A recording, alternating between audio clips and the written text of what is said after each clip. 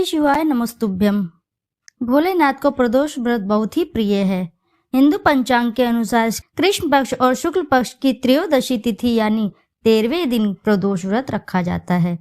दुख, दरिद्रता, संकट, रोग, शोक, कर्ज से मुक्ति पाने के लिए प्रदोष व्रत अत्यंत ही शुभ फलदायी होते हैं और इस दिन मुख्य पूजा प्रदोष काल के समय ही की जाती है। तो आज की इस वीडियो में आप जानेंगे पौष मास के कृष्ण पक्ष में पड़ने वाले और साल के पहले प्रदोष व्रत की तिथि और शुभ मुहूर्त यानी प्रदोष काल के समय के बारे में। इस बार प्रदोष व्रत और मासिक शिवरात्रि एक ही साथ पड़ रही है, इसलिए यदि आप रखना चाहें तो दोनों ही व्रत साथ ही रख सकते हैं। साल का पहला प्रदोष व्रत है 9 जनवरी मंगलवार को है और मंगलवार होने के कारण ये भौम प्रदोष व्रत होगा। इस दिन भगवान शिव के पूरे परिवार के साथ भगवान हनुमान जी की भी पूजा करनी अत्यंत लाभदायी होती है।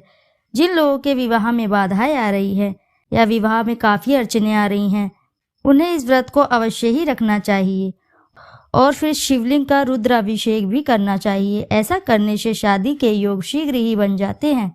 त्रयोदशी तिथि प्रारंभ होगी 8 जनवरी सोमवार की रात 12 बजे से और इसकी समाप्ति होगी 9 जनवरी मंगलवार रात 10:25 तक। प्रदोष व्रत में किसी प्रकार का भोजन और नमक ग्रहण करना वर्जित होता है। यदि आपका सामर्थ्य ना हो तो एक पहर का सेंधा नमक से बना भोजन भी आप ग्रहण कर सकते हैं। प्रदोष काल का समय रहेगा शाम 5:08 से 6:38 तक। यही वो शुभ समय है जो भगवान शिव की पूरे परिवार के साथ प्रदोष व्रत में पूजा की जाती है। इस बार यदि आप इस शुभ मुहूर्त पर पूजा पाठ करेंगे तो आपके मन में जो भी मनोकामना है वह शीघ्र ही पूरी होगी, क्योंकि इस समय भगवान शिव और माता पार्वती बेहद ही प्रसन्न मुद्रा में रहते हैं। इस दिन सूर्योदय होगा प्रातः 7:13 पर और सूर्यास्त का समय होगा शाम 5:52 तक। पर ब्रह्म मुहूर्त का समय होगा सुबह 5:37 से 6:25 तक और अमृत काल का समय रहेगा दोपहर 12:42 से 2:15 तक। और इसी के साथ जानेंगे राहु काल का समय क्या रहेगा। दोपहर 3 बजे से 4:30 तक रहेगा। दोस्तों, ये जो ब्रह्म मुहूर्त और अमृत काल का जो समय होता है ये बहुत ही शुभ होता है। राहु काल दोपहर 3 बजे से 4:30 बजे तक रहेगा। राहु काल के समय में ऐसी मान्यता है कि इस समय में यदि कोई भी शुभ कार्य करें तो उस कार्य में असफलता मिलने की संभावना ज़्यादा होती है और इसके विपरीत अशुभ भी फल प्राप्त होते हैं। इसीलिए इस समय का त्याग किया जाता है। प्रदोष व्रत रखने वाले भक्तों को सुबह स्नान आदि से निवृत्त होने के पश्चात यदि संभव हो तो आसपास के शिव मंदिर में जाकर शिवलिंग पर 1 लोटा जल अवश्य ही चढ़ाएं। सुबह यदि समय न हो तो आप शाम के समय भी जल अर्पित कर सकते हैं और पूजा अर्चना अवश्य ही शाम के समय पर की जानी चाहिए। शिवलिंग का अभिषेक करने से जीवन में चल रही समस्त दुख दरिद्रता दूर हो जाती है और फिर भगवान शिव और माता पार्वती की कृपा अवश्य ही प्राप्त होती है। शाम के समय मुख्य पूजा प्रदोष काल के समय में ही करें। दिन भर उपवास रखें और शाम को प्रदोष काल के समय 1 लोटा जल सादा जल में थोड़ा सा गंगा जल अवश्य ही मिश्रित करें। यदि संभव हो तो कच्चा दूध और थोड़ी सी मिश्री डालकर शिवलिंग का अभिषेक करें। यदि आप चाहें तो पंचामृत से भी अभिषेक कर सकते हैं। इसके अलावा आप अपनी मनोकामना पूर्ण करने हेतु भगवान शिव को अखंडित चावल, हरे साबित मूंग, दूध, घी, शक्कर और शहद भी अर्पित कर सकते हैं। फलों के रस से शिवलिंग का अभिषेक किया जाता है। यदि संभव हो तो गन्ने के रस से भी आप शिवलिंग का अभिषेक कर सकते हैं।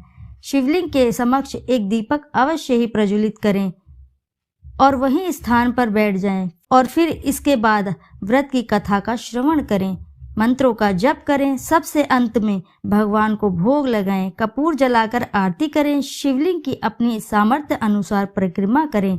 हाथ जोड़कर अपनी क्षमता अनुसार शिवलिंग की परिक्रमा करने से भोलेनाथ अवश्य ही शीघ्र प्रसन्न हो जाते हैं।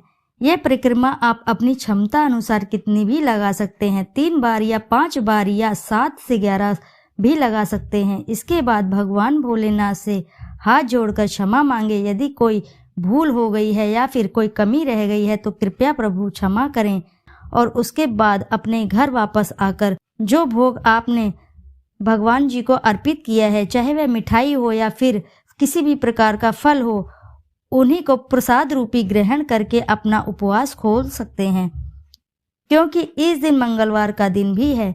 बजरंगबली और महादेव की पूजा इस दिन सच्चे मन से हनुमान चालीसा का भी पाठ करें। हर प्रकार का भय दूर हो जाता है और बजरंगबली अपने भक्तों की हर प्रकार से रक्षा करते हैं। प्रदोष व्रत भगवान शिव जी को समर्पित है और इस दिन विधि विधान से उनका पूजन होता है। साल का पहला प्रदोष व्रत मंगलवार के दिन पड़ रहा है, इसलिए इसे मंगल प्रदोष व्रत भी कहा गया है। धार्मिक मान्यताओं के अनुसार प्रदोष व्रत के दिन भोलेनाथ प्रसन्न मुद्रा में होते हैं और इस दिन यदि विधि विधान से उनका पूजन किया जाए तो वह बहुत प्रसन्न होकर अपने भक्तों की सभी मनोकामनाएं पूरी करते हैं। लेकिन ध्यान रखें कि इस बात का प्रदोष व्रत बिना कथा के अधूरा माना जाता है, इसलिए पूजा के दिन प्रदोष व्रत कथा अवश्य ही पढ़ें। इससे साधक के समस्त कष्ट दूर हो जाते हैं, मनोवांछित फल की प्राप्ति होती है, दाम्पत्य जीवन सुखमय रहता है। तो भक्तों, आइए श्रवण करते हैं प्रदोष व्रत कथा का। पौराणिक कथा के अनुसार एक गांव में एक ब्राह्मणी रहती थी जो पति की मृत्यु के बाद अपना पालन पोषण भिक्षा मांगकर करती थी। एक दिन वह जब भिक्षा मांगकर वापस लौट रही थी तो उसे रास्ते में 2 बालक दिखे, जिन्हें वह अपने घर ले आई और उनका पालन पोषण करने लगी। जब वे दोनों बालक बड़े हो गए तो ब्राह्मणी ने दोनों बालक को लेकर ऋषि शांडिल्य के आश्रम चली गई, जहां ऋषि शांडिल्य ने अपने तपोबल से बालकों के बारे में पता कर कहा, हे देवी, ये दोनों बालक विदर्भ राज के राजकुमार हैं। गंधर्व नरेश के आक्रमण से इनके पिता का राजपाट छीन गया। ब्राह्मणी और राजकुमारों ने विधि विधान से प्रदोष व्रत किया। फिर एक दिन बड़े राजकुमार की मुलाकात अंशुमति से हुई। दोनों एक दूसरे को चाहने लगे। तब अंशुमति के पिता ने राजकुमार की सहमति से दोनों की शादी कर दी।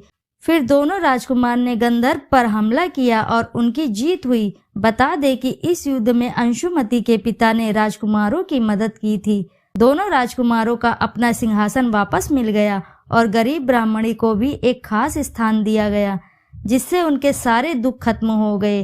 राजपाट के मिलने का कारण प्रदोष व्रत था, जिससे उन्हें संपत्ति मिली और जीवन में खुशहाली आई।